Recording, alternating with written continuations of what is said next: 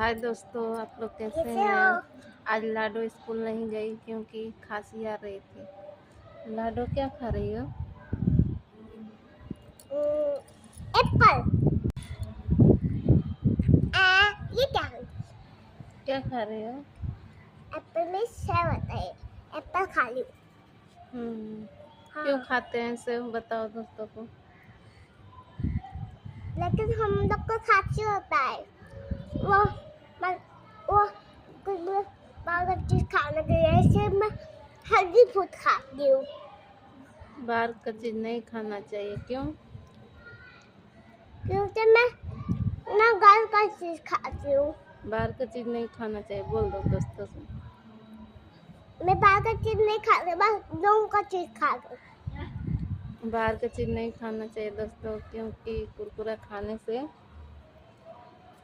गीला हो जाते हैं। बोलो, लाइक करो, कमेंट करो, बोलो। लाइक करो, कमेंट करो।